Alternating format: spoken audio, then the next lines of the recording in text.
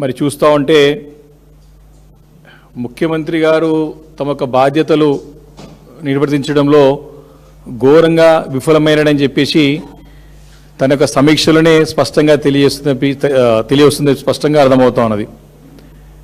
ఎందుకంటే నేనే వచ్చి రోడ్లపైన తిరుగుతాను, నేనే వచ్చి స్వయంగా చూస్తాను, ఎక్కడ ఏమైనా చెత్త ఉన్నా ఎక్కడ ఏమున్నా ఇమీడియట్లీ అక్కడ అధికారులను నేను చర్య తీసుకొని సస్పెండ్ చేస్తానని చెప్పి మరి వారు నిన్న ఆదేశించినట్టు కూడా స్పష్టంగా అన్ని మరి పత్రికల్లో అన్ని ఒక న్యూస్ ఛానల్లో చూసినాం. దీన్ని బట్టి అర్థమవుతా ఉన్నది ముఖ్యమంత్రి గారు ఘోరంగా విఫలమైనని చెప్పి స్పష్టంగా అర్థమవుతున్నది.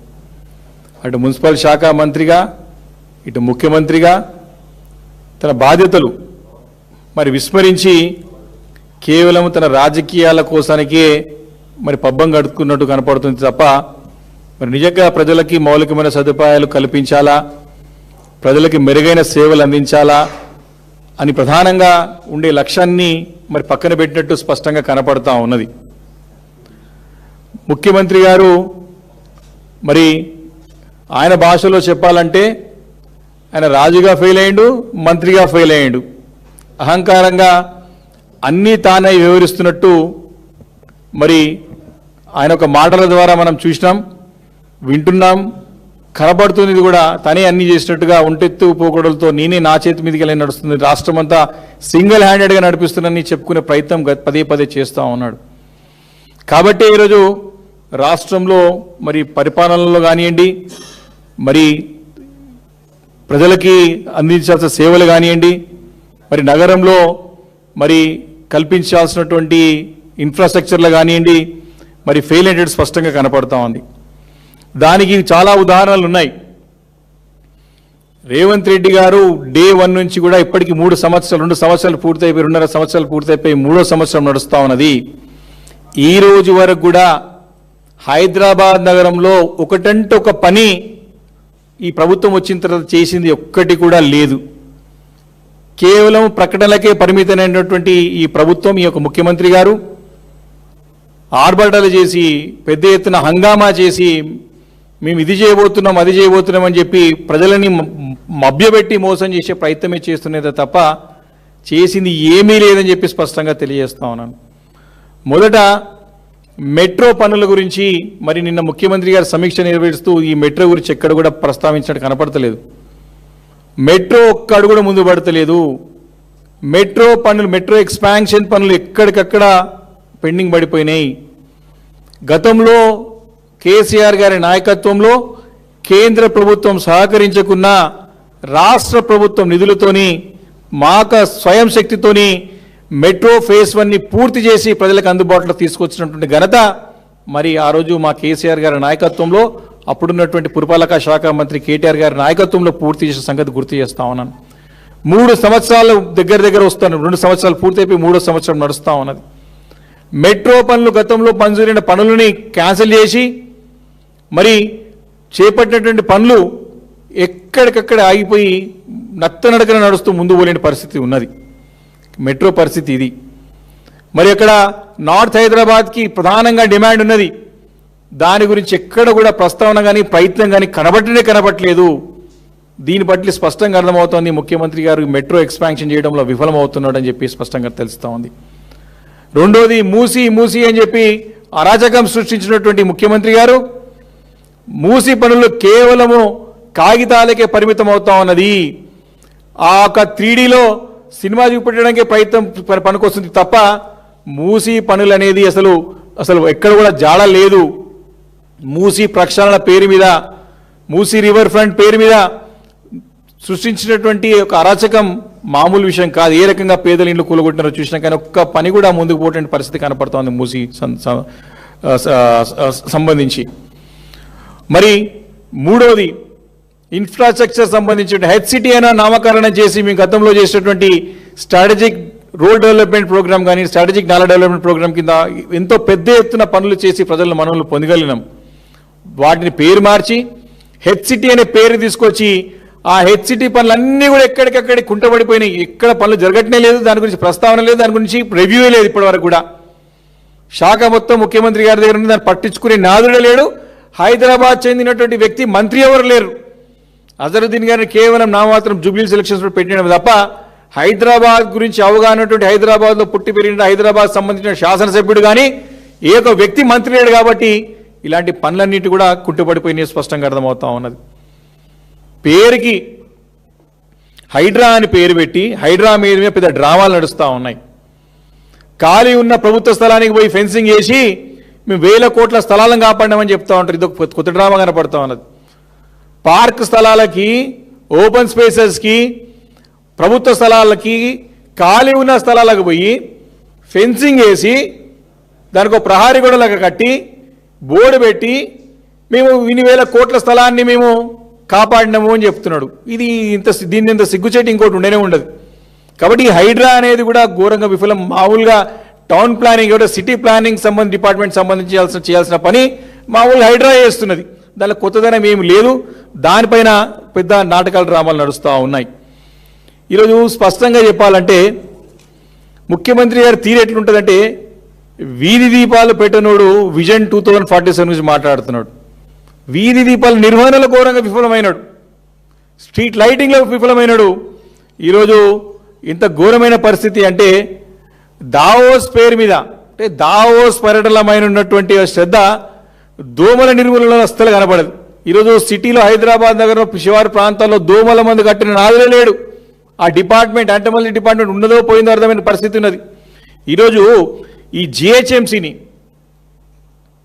ఔటర్ రింగ్ రోడ్ వరకు విస్తరించి వీటిని 3 కార్పొరేషన్లు చేసి తద్వారా దీని నుంచి నేను మరి పరిపాలన అందించాలా, ప్రజలకు మెరుగైన సేవలు అందించాలన్న ఒక లక్ష్యం పెట్టుకొని ముందుకు వెళ్తున్నా అని చెప్పడం అనేది మాత్రం పచ్చి మోసం. ఇది ఈ యొక్క ప్రక్రియ అయితే మొదటి నుంచి చేసినారో నెలన్నర లోపల ఈ ప్రక్రియ అంతా ముగించినారు. పూర్తిగా అశాస్త్రీయ పద్ధతిలో ఈ యొక్క నగరాన్ని 3 ముక్కలు చేసి తమకు స్వార్థ ప్రయోజనాల కోసం చేపట్టినట్టు కనపడుతుంది తప్ప దీంట్లో ప్రజల శ్రేయస్సు కానీ ప్రజలకు ఉపయోగపడేది ఎక్కడ కూడా కనపడతలేదని చెప్పి స్పష్టంగా అర్థమవుతా ఉన్నది. ఈరోజు కార్పొరేషన్ని మూడు భాగాలు చేసినావు, కానీ ఈరోజు Hyderabad metropolitan water supply and sewerage board పరిస్థితి ఏంది? ఈరోజు కార్పొరేషన్ హెచ్ఎండబ్ల్యూఎస్ రెండు కలిసి పనిచేయాల్సిన అవసరం ఉంటుంది. ఈరోజు హెచ్ఎండబ్ల్యూఎస్ ఎస్బీ పరిస్థితి ఏంది? ఈరోజు ఏ రకంగా పనిచేయబోతున్నది ఇది? నువ్వు నిజంగానే కార్పొరేషన్ని 3 భాగాలు చేసినప్పుడు హెచ్ఎండబ్ల్యూఎస్ ఎన్ని భాగాలు చేయాలి మరి? నువ్వు దాని గురించి ఇక్కడ ప్రస్తావన లేదు, ఇక్కడ చర్చ లేదు.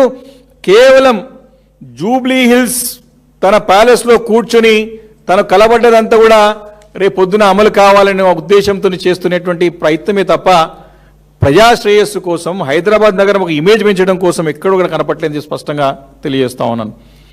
ఈరోజు ఆదాయం పెంచుకునేటువంటి ఒక ఆలోచనే తప్ప ప్రజలకి మౌలికమైన సదుపాయాలు కల్పించాలనేటువంటి ఒక శ్రద్ధ కానివ్వండి, మరి వారి యొక్క ప్రయత్నం అనేది ఎక్కడో కనపట్లేదని చెప్పి మరి వారి యొక్క సమీక్ష ద్వారానే నిన్న స్పష్టంగా అర్థమవుతా ఉన్నది. మరి జిహెచ్ఎంసీ టైం అయిపోయింది, ఎన్నికలు పెట్టాల్సిన అవసరం ఉండే, ఎన్నికలు పెడతారా అని చెప్పిన పరిస్థితి. కానీ ఈరోజు వారి ప్రయత్నం చూస్తూ ఉంటే, వారి డ్రామాలు చూస్తూ ఉంటే మరి ఒకటి స్పష్టంగా అర్థమవుతా ఉన్నది. 2.5 సంవత్సరాలుగా ఈ సమస్యల గురించి పదే మేము చెప్తా ఉంటే పట్టించుకోకుండా ఇప్పుడు మళ్ళీ ఎన్నికలు పెట్టాల్సినటువంటి అవసరం ఉంది. కాబట్టే మరి ఎన్నికల కోసము కొత్త డ్రామాలు ఆడుతున్నట్టు స్పష్టంగా అర్థమవుతా ఉన్నది. ఎన్నికల కోసానికే ఈ కొత్త నాటకానికి తెరలేపిండని స్పష్టంగా అర్థమవుతా ఉన్నది. గ్రామ పంచాయతీ ఎన్నికలు ఉంటే అక్కడ మహిళలకి చీరలు పంపిస్తాడు, బతుకమ్మ చీరలు పేరు మార్చి ఇంద్రమ్మ చీరలు పెట్టి ఇక్కడ గ్రామ పంచాయతీ ఎలక్షన్స్ ఉంటే వాళ్ళకు పంపిస్తాడు. మరి అక్కడ అయిపోయిన తర్వాత మున్సిపాలిటీ ఎలక్షన్స్ ఉంటే అక్కడ మున్సిపల్ ఎలక్షన్స్ ఆ ప్రాంతంలో మహిళలు అక్కడ చీరలు పంపిస్తాడు. అంటే ఎన్నికలు ఉంటేనే మేము పనిచేస్తాం తప్ప ఎన్నికలు లేకపోతే పని చేయమని చెప్పి స్పష్టంగా అర్థమవుతా ఉన్నది. మరి ఈ యొక్క రైతు బంధు పరిస్థితి కూడా అంతే. ఓట్లు ఉన్నప్పుడే రైతు బంధు గురించి మాట్లాడతాడు. ఇప్పుడు మళ్ళీ జెడ్పీటీసీ ఎంపీటీసీ ఎలక్షన్ పెట్టాలి కాబట్టి అంటే ఓట్లు ఉన్నప్పుడే ఇవి గుర్తొస్తాయి తప్ప నిజమైనటువంటి ప్రజలకి మరి అందించాలి, ప్రజలకి నిజమైనటువంటి అవసరం చేయాలా, వెల్ఫేర్ స్కీమ్స్ కానీ డెవలప్మెంటల్ యాక్టివిటీస్ కంటిన్యూస్ ప్రాసెస్ అవసరాన్ని బట్టి చేయాలని కాకుండా రాజకీయ ప్రయోజనాల కోసమే ముఖ్యమంత్రి గారు చేస్తున్నట్టు స్పష్టంగా కనపడతా ఉన్నది. గతంలో మాకు పురపాలక శాఖ మా ప్రభుత్వంలో ఉన్నప్పుడు కేటీఆర్ గారు పురపాలక శాఖ మంత్రిగా ఉన్నప్పుడు హైదరాబాద్ నగరంలో అభివృద్ధిని పరిగెత్తించాం, హైదరాబాద్ నగర ప్రతిష్టను పెంచాం. ఎన్నో జాతీయ అంతర్జాతీయ అవార్డులు రివార్డులు అందుకున్నాం, బెస్ట్ గ్లోబల్ సిటీగా పేరు తెచ్చుకున్నాం. కానీ ఈరోజు రేవంత్ రెడ్డి గారి యొక్క నాయకత్వంలో నగర ప్రతిష్ట దెబ్బతింటుందని చెప్పేసి కూడా నేను సందర్భంగా తెలియజేస్తా ఉన్నాను. కాబట్టి వీరు ఒక ఆదాయం పెంచుకుని నిన్న కూడా ఆదాయం ఏ రకంగా పెంచుకోవాలని చెప్పేసి అధికారులకి ఆదేశించినట్టు దిశానిర్దేశం చేసినట్టు కనపడతా ఉన్నది. కాబట్టి వారికి పన్నులపై ఉన్న శ్రద్ధ పన్నులపైన కనపడలేదని చెప్పేసి నేను స్పష్టంగా ఆరోపిస్తూ ఉన్నాను. అంతేకాకుండా వారు ఏదో రకంగా ప్రజలు మళ్ళొకసారి మోసం చేసి ప్రజలని మరి పక్కదారి పట్టించి మళ్ళీ ఏ రకంగా ఎన్నికలు గెలవాలని ఒక ప్రయత్నమే మరి వారి పదే పదే కనపడతా ఉన్నది. వారు ఏ రకంగా మొన్న జరిగినటువంటి మున్సిపల్ ఎన్నికల్లో మరి ఏ రకంగా దౌర్జన్య కాండాన్ని ప్రదర్శించినో చూశాం, ఏ రకంగా అరాచకం సృష్టించడో చూసినాం, ఏ రకంగా నియంత్రిత పోకడలతో మరి అణిచివేస ధోరణితో మరి ఎన్నికల్లో పోలీసులను అడ్డు పెట్టుకొని మరి వారు చేసే ప్రయత్నాన్ని చూశాం. ఈరోజు నిన్న కూడా స్పష్టంగా మెజారిటీ ఉన్నటువంటి మా మున్సిపాలిటీలలో కూడా కేతన్పల్లిలో ఇప్పుడు మా మాజీ శాసనసభ్యుడు సుమన్ గారి ఇంటి పెట్ల చుట్టుముట్టు వేలాది మంది పోలీసులను పెట్టి నిర్బంధించి మరి వారు ఎన్నికబోయే ప్రయత్నం చూస్తూ ఉంటే ఇది పూర్తిగా ప్రజాపాలన కాదు, రాజరిక పాలన రాష్ట్రంలో ఉన్నది స్పష్టంగా అర్థమవుతా ఉన్నది. కాబట్టి ఇవన్నీ కూడా ఏదో రకంగా అధికార దుర్వినియోగం చేసి మళ్ళీ మేము ఎట్లయినా జిహెచ్ఎంసీలో మేము లబ్ధి పొందాలని ముఖ్యమంత్రి గారు మరి ఒక ఆలోచన కనపడతా ఉంది. పనులు చేసినట్టు చూపెట్టడానికే తప్ప చేసింది మాత్రం ఏమీ లేదు హైదరాబాద్ నగరంలో నగర పట్టణాల్లో అని చెప్పి ఈ సందర్భంగా తెలియజేసుకుంటూ మరి వారు తీసుకున్న ప్రతి నిర్ణయం కూడా ఏకపక్ష నిర్ణయంగా కనపడతా ఉన్నది. ఎక్కడ కూడా ఈ యొక్క హైదరాబాద్ కార్పొరేషన్ని 3 కార్పొరేషన్లు చేసే ఒక ప్రక్రియలో కానివ్వండి, మరి ఎక్కడ కూడా మరి యొక్క ప్రజాప్రతినిధుల యొక్క సలహాలు కానివ్వండి, ప్రజల యొక్క సూచనలు కానివ్వండి, ఎక్కడ కూడా తీసుకోకుండా మరి ముందుకు వెళ్ళి ఈరోజు తానే రోడ్లపైన తిరిగి నేను పని చేపిస్తానని చెప్పేసి ప్రజలను మోసం చేసే ప్రయత్నం చేస్తున్న స్పష్టంగా తెలియజేస్తా ఉన్నాను. కాబట్టి ఇవన్నీ ప్రజలు గమనిస్తూ ఉన్నారు. రేపు జిహెచ్ఎంసీ ఎన్నికలు ఎప్పుడు పెట్టినా తప్పకుండా మీకు గుణపాఠం తప్పదు. మొన్న జరిగిన ఎన్నికల్లో కూడా మాకు క్లియర్గా స్పష్టంగా మాకు 30% ఓటు, మీకు 39-40% ఓటు షేరింగ్ ఏది వస్తే మాకు క్లియర్గా 30% ఓట్ షేరింగ్ వచ్చింది.